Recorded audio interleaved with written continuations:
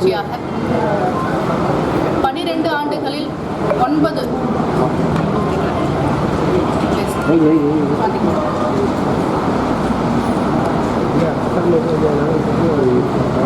போலாமா சார்?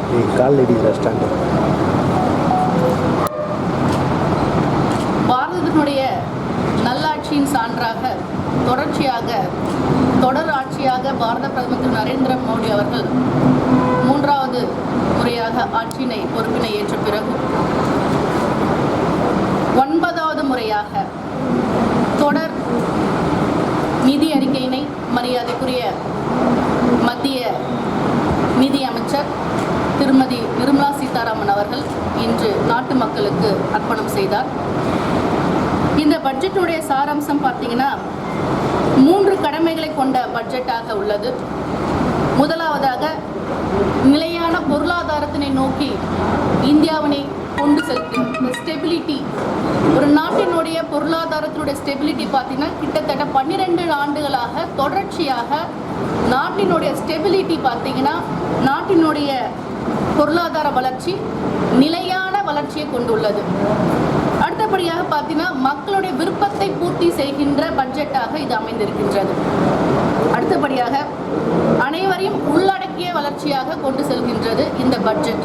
2026 அனைவருக்கும் அனைத்தும் கிடைக்கின்ற வளர்ச்சி மிக்க சாராம்சங்களை உள்கொண்டதாக. இதை ஒரு விஷயமா சொல்லணும்னா இந்தியாவுடைய எக்கனாமிக் க்ரோத் டெவலப்மெண்ட் நல்லா இருக்கு. இந்தியாவுடைய தொடர்ச்சியான எக்கனாமிக்னுடைய ஸ்டெபிலிட்டி வளர்ச்சி பாதையில் இண்டெக்ஸ் நல்லபடியாக வளர்ந்து போயிட்டு இருக்கு. நம்மளுடைய சக்தியாக பெண்களை மையப்படுத்தியும் யுவ சக்தி இளைஞர்களை மையப்படுத்தியும் இந்த பட்ஜெட் முழுக்க முழுக்க எதிர்கால தூண்களாக இருக்கக்கூடிய இளைஞர்களுக்கான பட்ஜெட்டாகவும் ஆக்க சக்தியாக போற்றுகின்ற சக்தியாக பெண்களை வளர்ச்சிமிக்க பாரதத்தினுடைய வளர்ச்சியாக கொண்டு செல்வதை தன்னுடைய தார்மீக பொறுப்பாக ஏற்றுக்கொண்டு பெண்களுக்கு வளர்ச்சிக்கான பெண் சக்தியினை உருமாற்றம் செய்கின்ற வளர்ச்சிமிக்க பெண்மணியை உருவாக்குகின்ற சக்தியாக பாரத பிரதமர் அவர்களுடைய நல்லாட்சியின் கீழாக யுவசக்தி மற்றும் பெண் சக்திக்கான மிகப்பெரிய அளவிலான பட்ஜெட் தாக்கல் செய்யப்படும். இதில் சாராம்சமாக சொல்லணும்னு பார்த்தீங்கன்னா அனைத்து துறைகளிலுமே 350 ஜிஎஸ்டிகளுடைய மிக சீரிய முறையில் அதற்கான சீர்திருத்தங்கள் கொண்டு வரப்பட்டுள்ளது. எப்பவுமே வந்துட்டு பட்ஜெட்னா ஜிஎஸ்டி இருக்கு, ஜிஎஸ்டி சொல்றதுல பார்த்தீங்கன்னா எளிய முறையில் 350 சீர்திருத்த ஜிஎஸ்டி மாற்றங்கள் கொண்டு வரப்பட்டுள்ளது. அதே மாதிரி பார்த்தீங்கன்னா எப்பவுமே ஒரு பெரிய குற்றச்சாட்டை எழுப்புவாங்க, தமிழகத்திற்கு எதுவுமே தரவில்லை. ஏன்னா தமிழகம் இந்தியாவில் இல்லாத தனி மாநிலமாக இருப்பதை போல ஆட்சி செய்து கொண்டிருப்பவர் கூடிக்கொண்டிருப்பார்கள். ஆனால் இன்னைக்கு தமிழகத்துக்கு பார்த்தீங்கன்னா பிரத்யேகமாக ஆதிச்சநல்லூர் உட்பட்ட 15 இடங்களில் உள்ள தொல்லியல் சார்ந்த இடங்களில் மத்திய அரசின் சார்பில் கலாச்சார மையம் உருவாக்கப்பட உள்ளது. தமிழகத்திற்காக பிரத்யேகமாக குறிப்பிட்டு சொல்லணும். பழவேற்காடு ஏரியில் பறவைகளை கண்காணிக்க 3 கேமரா கோபுரங்கள் அமைக்கப்படும். இது தமிழகத்துக்கு தான். பொதிகை மலையில் மலையேற்ற சுற்றுலா வழித்தடம் அமைக்கப்படுகின்றது. ஆந்திரா மற்றும் தமிழகத்திற்கான இடைப்பட்ட பார்டரில் பிரத்யேகமாக வனவிலங்குகளை பாதுகாப்பதற்கானவும் மற்றும் அதனை கண்காணிப்பதற்கான சிறப்பு மிக்க முறையில் கண்காணிப்புக்கான சலுகைகளை கொடுத்து கொடுக்குறாங்க.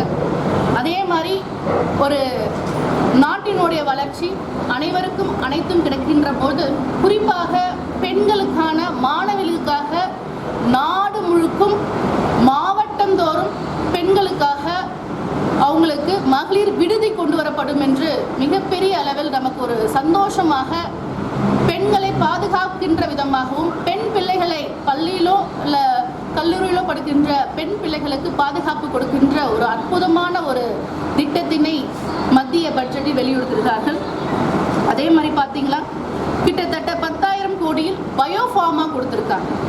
ஒரு நாட்டினுடைய பார்த்தீங்கன்னா 3 விஷயத்த பேசிக்காக சொல்லுவோம். ஃபுட், ஷெல்டர் அண்ட் செக்யூரிட்டின்னு சொல்லுவாங்க.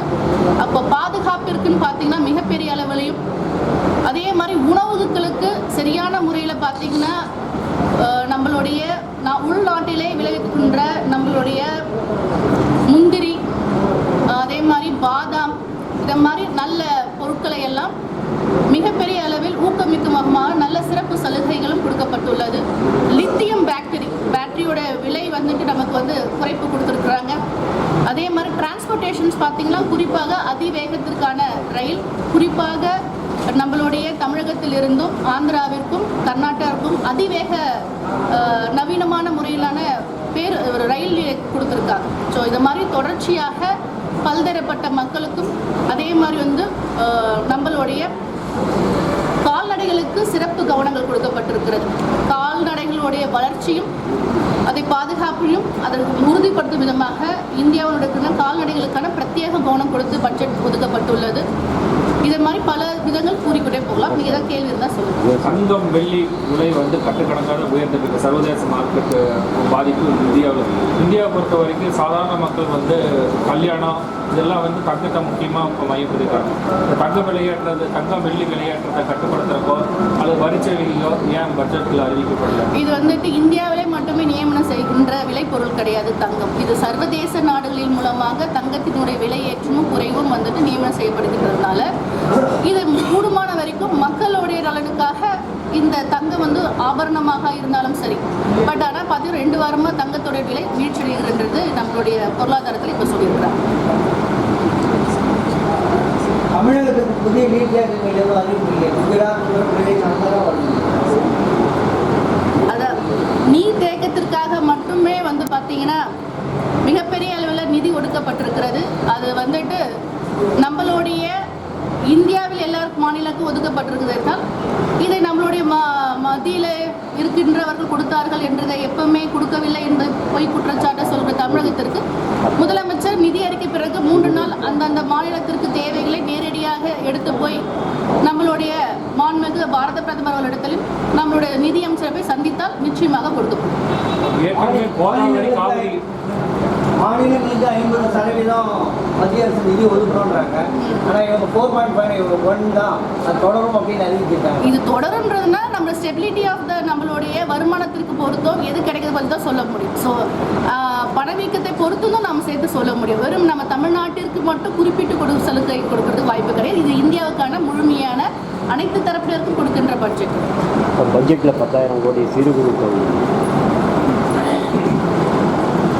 ஒரு நிமிஷம் சார்.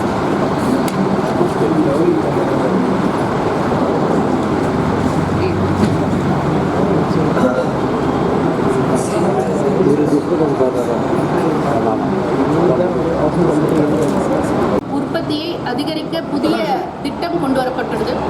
வெறும் விளையாட்டுக்கான சாதனங்களுக்கான உற்பத்தி மட்டும் இல்லாமல் விளையாட்டுத் துறைக்காக மட்டும் இல்லாமல் கேலோ இந்தியா கீழவே பார்த்தீங்கன்னா அதற்காக ஸ்பெஷல் ரிசர்ச் அண்ட் கொண்டு வரப்படும் என்று புதியதாக அறிவித்துள்ளார்கள். புதிய மெகா ஜவுளி பூங்காக்கள் கொண்டு வரப்படும் என்று இந்த பட்ஜெட்டில் தாக்கல் செய்துள்ளார் மாண்புமிகு மத்திய நிதியமைச்சர் அவர்கள்.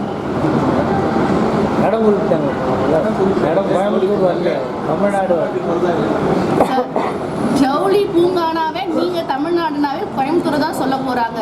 இதே நிதியமைச்சர் நேரடியாக கோயம்புத்தூருக்கு இது வரைக்கும் 5 முறை சென்று ஜவுளிக்காகவே பிரத்யேகமான கவனம் கொடுத்துருக்குறாங்க. சார் நீங்க நம்ம ஒவ்வொன்றா போயிட்டு வார்னிங் போயிட்டு அப்புறம் பனாரஸுக்கு போகலாம், காஞ்சிபுரத்துக்கு போகலாம், அப்புறம் பக்கத்தில் இருக்கின்ற ஏன் காங்கை நல்லூர் இருக்க தறி போடுற நம்மளோட லுங்கி வரைக்கும் கூட பேசிட்டு போகலாம் சார். அப்படி பிரிச்சுக்காதீங்க சார். இது இந்தியாவுக்கான பட்ஜெட், அதை மட்டும் நம்ம பேசினா சந்தோஷம் சார். காதி மற்றும் கைவினைப் பொருட்களுக்கு ஊக்கம் தரும் வகையில் மகாத்மா காந்தி பெயரில் திட்டம் கொண்டு வரப்பட்டுள்ளது. சிறு குறு தொழில்களை ஊக்குவிக்கும் ஒரு மிகப்பெரிய பட்ஜெட்டினை நிதியமைச்சர் மரியாதைக்குரிய நிர்மலா சீதாராமன் அவர்கள் மும்முனை திட்டமாக செயல்படுத்துவதாக இந்த பட்ஜெட்டில் அறிவிப்பு கொடுத்துள்ளார். நிச்சயமாக பாமர மக்கள் தாங்களும் தொழிலதிபர்களாக உருமாறுவதற்கும் made in India, make in India, stand up India மட்டும் இல்லாமல் லோக்கல் வாய்ஸாக உள்நாட்டுகளிலே அந்தந்த பகுதிகளிலே தயாரிக்கின்ற பொருட்களுக்கு மிகவும் ஊக்கம் அளிக்கின்ற விதமாக இந்த திட்டம் கொண்டு வரப்பட்டுள்ளது. Thank you sir. இது ஒரு சில கோரிக்கைகள் மட்டும் இல்லை சார், அந்தந்த ஸ்டேட்டினுடைய எண்ணிக்கைகளை பொறுத்து, உயர்கல்விக்கான தரத்தினையும் பொறுத்து, காலேஜினுடைய எண்ணிக்கையும்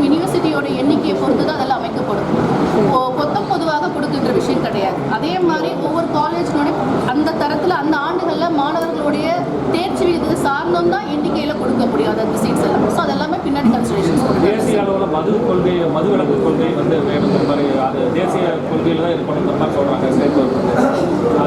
அதை பற்றியில் இந்த இதுவுமே இல்லை. சார் நீங்கள் வெறும் தமிழகத்தில் கொடுக்கப்படுகிற கோரிக்கையை மட்டுமே நம்ம கவனம் கொடுக்க முடியாது சார். இது இந்தியா பட்ஜெட். அதுக்காக தேசிய அளவில் தான் மது இல்லை சார், விலக்கு அதுக்கு தேசிய அதனுடைய அளவில் கன்சிடர் மாதிரி சொல்கிறாங்க சார். அதுக்கு தான் நான் சொன்ன 3 நாட்களுக்குள்ளாக நம்மளுடைய நிதியமைச்சரோட தலைமையின் கீழாக நடக்கப்படுகின்ற அந்த மீட்டிங்கில் தமிழகத்தின் சார்பாக என்னென்ன கோரிக்கைகள் தேவைப்படுகின்றது, தேவைகள் படுகிறோம், நேரடியாக எடுத்து போகும்போது நிச்சயமாக பரிசீலனை செய்யப்பட்டு கொடுக்கணும் சார். புதிய ரயில் பாதை திட்டங்கள் ஒன்றும் இதில் சார், அதுதான் நம்ம சென்னையிலேருந்து கர்நாடகம், ஆந்திராவுக்கு அதிவிரைவு ரயில் தான் புதிய ரயில் பாதை அமைப்பு திட்டங்கள். இது சர்வதேசத்துக்காக பேசுற மாதிரி இல்லை சார். நம்மளோட இந்தியாவுக்கு மட்டும் பேச நல்ல வளர்ச்சியில கொடுத்துட்டு தான் இருக்கிறாங்க. நம்ம தமிழ்நாட்டுக்கு தானே சொல்கிறோம். நம்ம சார் பார்க்கலாம் சார், கேட்கலாம் சார்.